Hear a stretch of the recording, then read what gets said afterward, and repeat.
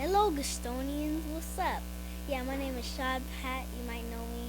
I'm not sure, but I'm here to introduce another episode of the Black and Brown Time segment. On this episode of the Gusto, our special guest is none other than Respect the Shooter of Ford Boy Films, One World Peace, and Cali's Finest Radio.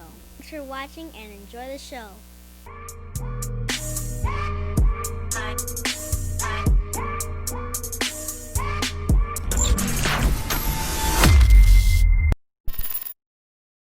Call me Respect the Shooter. I do film work for anybody. I've worked with everybody from Lil Wayne, Game, Currency. I've been around for maybe about 10 years. I went to LA Film School, and everything kind of took off from there. Dope. When did you pick up the the camera, or when was you first interested in film and all that? I always wanted to know how music videos worked when I was a kid. I didn't know if they had to perform every scene. Now that I know, yeah, they do, but I didn't know back then. I didn't really get into film until I was in my mid-20s, which is when I went to film school, and everything's been great since then. It's probably my calling, what I'm supposed to do. I used to manage a couple artists back in the day, and we never could find anybody to shoot our videos that wasn't charging an arm and a leg. Mm-hmm. So I just was like, one day I'm gonna just try to do this myself for my for my friends and stuff like that, and I started working with everybody from there. Yeah, fuck it, I'm gonna do it myself. Yeah, basically. That's the way to go, bro. Mm-hmm. Hell yeah. Where'd you grow up at, bro? I was born in LA, and then we spent a little time in Long Beach, and I spent the remainder of my time in Compton from maybe about 14. But Compton molded me to the man that I am right now, and I appreciate that city for everything, even though the cops was kind of messed up. But the people there were great. They treated me like family as soon as I got there, so I always have a love for that city. That's always going to be home for me. Did you ever do the music shit, or it was always just be on the camera and stuff? I started off managing artists because I was an artist before. From 18 to 20, I tried the little rapping thing, and I would get in studio sessions, and I felt like I was a lot better than a couple people, but I was always in the back. Nobody would really give me a chance, and nobody really gave me a shot. So I started to talk to people that were in the business, that were behind the scenes, and with doing all that, I found out I was more in love with the behind the scenes thing. So I really started managing artists. But starting off as an artist, I feel like I understand how it feels to not be seen, not be heard, to want your voice and your talents to be heard, and I have that opportunity. So I try to do that for everybody. Is there any artists that you are still currently managing? Sean Allen, that's SHUNALLEN music on Instagram, and Tommy Deeds, it's TOMMYDEEDZ. They're pretty good. They're still rocking and rolling. So they kind of Sean Allen's kind of getting back into things. He just had his son not too long ago, so he's kind of he had to take a break, to focus on the family and everything. But he's getting back into it. He's a really dope artist. So Tommy D's also, and my boy Che, he's really dope. He's out of Compton also. How's the pandemic affected the business, like the whole music shit and the videos, everything? The videos kind of slowed down a lot, especially with the curfews that were on, and you couldn't have too many people in the same room and stuff like that. But now that the world is opening back up, it's starting to pick back up, and a lot of the clients I thought I lost were just taking a hiatus also and working. So that was a good thing. COVID been a gift and a curse, kind of. So yeah. What about your podcast, bro? Can you talk to me about that a little bit? The podcast is on Accelerated Radio. Mm-hmm. We're called California's Finest Radio. It's hosted by my boy Five Stacks, co-hosted by myself and my boy AP. What we try to do is shine a light on black and brown businesses, minority businesses, Asian, it doesn't matter. We are all the minority that's not Caucasian. So we do a lot of that. We focus on relationships also, and the end of every month, the last week is we focus on independent artists. So we play all independent artists. We're interview independent artists and stuff like that. So we just for the community. We're called the Voices of the Streets. That's what our little motto is. Okay. For the upcoming artists, how would they go about getting on the show, or to get on the show? Any artists want to get on the show, they hit our Instagram, Cali's Finest, or you can look us up on Google and all our stuff will pop up. Cali's, CALIS. Finest, FINEST, and radio, RADIO. So you look us up, we will pop up. You just hit us up, inbox us, DM us, whatever it takes. We'll listen to your music, and we give everybody a shot. Then we give people a chance to vote on it, if it's going to get played again, if it won't get played again. So, we've had a couple, I don't want to say A-list, but B-list right now, celebrities on there. So it's cool. Been going a good maybe 16, 17 weeks. It's doing pretty great, though. Yeah. That's dope, man. What's the OWP stuff? OWP is for One World Peace. It's me and my boy Marvin. Marvin is actually Hispanic, and we do a lot of business together. It's one of my best friends in the world, which is I'm glad you actually called me on this show to do this, because Black and brown unity is real, and we could always do way more together than we could do apart. So there's people out there that still kind of hate each other, and it shouldn't be like that. But as many people as I could bring together or try to work with each other, I'm gonna do it. So the One World Peace, you can find us on Instagram, the #1_ World Peace. And we've been everywhere. We've been in New York, Paris, Italy, where else you go? England, a couple of places, a couple of fashion shows. So you can look for us anywhere. I love that, man. Okay, man. Yeah, we don't show that enough, bro, on social media. That's why I started this channel, because of that. Yeah. I started, like I post about me going to the protests and shit, the Black Lives Matter protest. Yeah. And I would see a lot of people would send me videos about, like it'd be my own, Mexican talking shit. Like, why you? Yeah, you know what I'm saying? Man, it's not even worth it at the end of the day. I've had a lot of Hispanic best friends and just people who I ride with. It's not it's not black, so it's hard for me to view a person in a bad way that's not the same color as me, because I've had so many people that rocked with me that weren't even white people. Not a lot of them, but here and there, white people. But Black and brown unity is real. I love Hispanic women, so. So, that's always, you got to always just come together. I feel like I said, we're always better together than we are apart. So, definitely. And we have a common enemy, so. Yeah, power in numbers. Yeah, exactly. They hate to see it. Yeah, they do. Yeah, very much. Yeah, man. Oh, I want to ask you, is there any inspirations of yours, of either like in the music business or like in the podcast? And, is there any podcast that you are a fan of? I listen to Joe Rogan and Mike Tyson. Hot boxing is Mike Tyson's. Yeah, I listen to theirs the most. Joe Rogan always has interesting people, so he's always like, from comedians to artists to scientists to everything. So it's always something to learn on Joe Rogan. Yeah, he's podcast. Yeah, man, he's very smart, and he knows UFC, so he's always talking that too. Yeah. And Tyson. Did you watch the Kanye episode? No, I didn't get to see it yet. I caught it. It's good. Yeah. I watched it. Yeah. But did you watch the Lil Boosie? The Tyson? Yeah, I watched that. That was good. I saw that. Tyson is during his podcast, he's gonna drop some gems on you you're not expecting. Yeah. So that's always I just love listening to his stories and how he used to be. I had a bad temper problem too back in the day, so listen to how he came out of it and how he was able to beat his demons. Yeah. Is always an inspiration to me also. I like how he's so honest, bro. Yeah. Brutally honest. Like, he's vulnerable. Like, but you notice how that shit was kind of agitating Boosie. Like, I could tell he was like, if it was Mike, he probably would have been. Yeah, real shit. Like, real talk. Yeah, real shit. But yeah, he was like, hey, what happened to you, bro? Yeah, he was like, he's like, do you think you gay? I was like, what?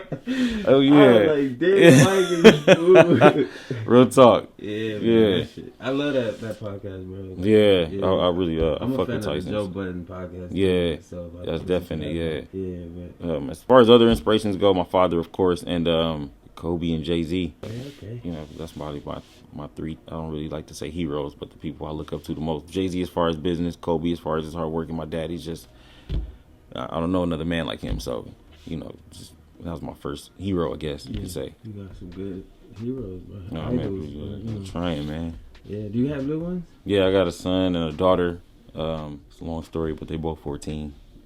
Okay. And I got 2 other babies that I take care of. That's not necessarily mine, but they're my kids, so I take them. They didn't come from me, but I raised them. So. Yeah. Are you voting? I did vote. I voted for Biden. My mom, not to say I was going to vote for Trump. I don't agree with nothing Trump's ever said. But I'm not really a huge fan of voting. I feel like they put us in a position to pick the best of two evils. And it divides the country even way more than it was divided before. So every 4 years you see this, and everybody hates each other, and just N-word this, and get the Mexicans out of here, and white people don't belong here, and it's just a lot. When a year or two from now we'll all be at the same party or club, and everybody's having a good time. But a few months before that we hated each other. So I'm not really a huge fan of politics. I understand it. I know there's a meaning for it, and I do feel like we need it. I just feel like we probably need the right people in office, and people that just gonna listen to the people. Just not just there for themselves and trying to get their family money. You can't get into politics unless you know somebody or you're a family member. And and I think it's just enough with the old ass man. Like, let it be somebody, younger. Like, come on, bro. Yeah. I think Barack was more in tune with the people than anybody else. You look throughout history, it was older white people. Yeah. And white people don't know anything about any other culture than their own. Yeah. And probably except for JFK. He was younger, and then you get Barack, who was in his 40s when he became president. So when you're in your 40s, you're in the middle. You're able to still keep in contact with the younger generation, and then can still talk to the older generation. Yeah. But then you get somebody like Trump or somebody who's older and is stuck in his ways. He's never gonna change it. So if this is how he's been. I don't know how old he is, 60 something. But if he's been like this for 60 years, you're not gonna change his mind in the 4 years. It's over. That's just how he is. Now we do have to work to get him out. Yeah. And I'm hoping that this works. I believe Biden is hoping he's a good man and he's going to stand on everything he said. But we'll see within the next 4 years how that goes. Man, yeah, I mean, that's an if. Yeah. I hope so, bro. I hope so, too. I want him to fuck out. But like you said, that doesn't make me so... I don't know, bro. Yeah, I get you, yeah, bro. Trust me. Me and my mom got into it bad. Really bad over this one, but I went and voted because you got to make mama happy at the end of the day. I just seen I was just watching before you came. I was watching Rogan, right? And he talking about he don't see a civil war being that far fetched. Yeah, he's like, it's like a really big possibility. Yeah, man. Trump, he got the good old boys on lock right now, and stand by. Yeah, stand by. And they say they're gonna show up and do all this, but it's people out here with guns too. Yeah. So you can't just show up to LA or Compton or things like that and think you're just about to start shooting black people and Mexicans, and it's not gonna end the way you think it's gonna be. So I hope it doesn't get there. I have kids and everything. I'm really trying to bring them up in a better world. My kids don't really know too much about hatred, even at even though they all teenagers. They see me work with everybody. So that's the kind of world that I brought them up in. I don't want them to see this the separation in the world quite yet. I want them to know their culture and be proud of who they are, right. But I want them to be accepting of everybody else's as well. Have you watched or showed them Hidden Colors? I haven't. I should. I should. I watched it. You want them to know their culture. Yeah, I really should. I didn't even think of that, bro. Yeah. No, but yeah, back to the I just seen Wayne met with. Did you see that he met with Trump? Lil Wayne? Yeah. No. Yeah. I ain't see. He's like a Trump promoter. He rolling with Trump? Yeah, bro. I think it's because of that. As far as the rich people go, rich black people. First of all, America is split into two. You guys think it's about race? It's not. It's about who's rich, who's poor, and they're gonna keep the poor, and they're gonna make sure the rich get richer. Now, if somebody poor gets richer, they're gonna help you get a part of their little circle, or they're gonna kick you the hell out. And that's just how the world is right, or America is right now. But it's that 62% that Biden's coming with. So if you make $100 million, you gotta give $62 million up, and that hurts to walk home with $48 million. After you worked all year for your $100 million. So I think that's more so on what it is, more than what he's saying. You can always fish people in with money and keeping their money, and it's a fear to go broke after you've been rich for so long. Yeah. People don't want to do it. Now, if I've had it and I lost it all, I know how to survive because I've been broke for a long time. But it's a fear that people have that I'm not going back to this life after I've been here. So you threaten to take 62% of their income. That's hurting. But I agree with it. I'm not gonna lie to you. I feel like 48 million would be enough money to do anything with. So even if you were taking 62 and it was going out to help the people and feed the homeless, which I do anyway, but it could be a good and bad thing. I don't know how to. I've never been rich, so I don't know. Yeah, man. I think at the end of the day, people just gonna vote for whatever Yeah. is best for them. Yeah, It's just yeah. family, but, Yeah, that's facts, bro. But I still can't. I can't understand how a black or brown person would be a Trump supporter, bro. Like, Nah, as much as he's like fuck Biden. Yeah. I'm not saying be a Biden supporter, yeah, but how Trump, you a Trump yeah, I supporter? don't get that, man. As much as he said Bro. and get the Mexicans out of here and all this other stuff, and we haven't even mentioned the ICE thing and kids still locked up in cages and stuff like that. That's all Trump. You know, kids are just innocent. So you shouldn't really be taking a child's innocence away, you know, no matter what's going on. You know, especially if they did come over the border, if they're doing good and they're working and things like that, they're not really committing any crimes. Like, to me, leave them the hell alone. You know, of course you want to get the criminals out, but they're not all criminals. I know some hardworking Hispanics, you know, that they really just want to be here to take care of their family. They go to work every day, you know, to bust their ass and stuff like that. So I don't really understand the whole kicking them out thing and putting the children in cage. You have ruined these kids' lives. They're always going to remember being in those cages. At the end of the day, they don't grow up. From Kids getting snatched from from the parents and stuff like that. You just don't tell them what else is going on. I'm sure children are dying in there. So coming up missing. all type of stuff. So I'm sure that's happening, bro. People are sick, especially people that lock up children. So if you're gonna lock up a child, there's no telling what else you gonna do to him or her. Yeah. You know, it's just a bad situation, man, and I really pray for them. We gotta get Trump the hell up out of here, for real. Fuck Trump. Yeah, on everything, man. On God. Sorry, Lord. Yeah. Yeah, man.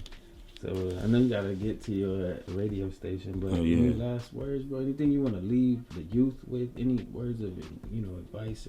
For the youth, I want to say, don't wait for nobody to do anything for you. You're gonna have your support and your help along the way, but you got to get out there and get it yourself. One thing Tyler Perry said that stuck out during his speech was, don't wait for the white man at the door to bring your check. So, you got to get out there and you got to go get it. There's laziness everywhere. Hispanics on GR and stuff like that, black people, it's mostly white people. I just want y'all to know that. It's mostly white people that's on government support. But don't sit around waiting on it. And I do see that difference in this culture coming up in the younger generation. It's a lot more independency and it's a lot more hustle in them. Especially with everything's on the internet, so they can just make a podcast and or put something on YouTube and get some money in their pockets. So, but don't ever sit around waiting on somebody to bring you nothing. You go out there and you take it if you have to. Go get it. You want success? It's there. You just got to work for it. Steve Harvey said, "Don't stand around on the mountain watching everybody fly. You got to test your wings out one day." Message! That's it. Hey man, for sure. That's great advice. Yeah, try. Anything you want to plug, bro? Like that you want to, promote? Once again, respect the shooter. My company is Ford Boys Films. FORD Boys BOYS Films with an S on the end.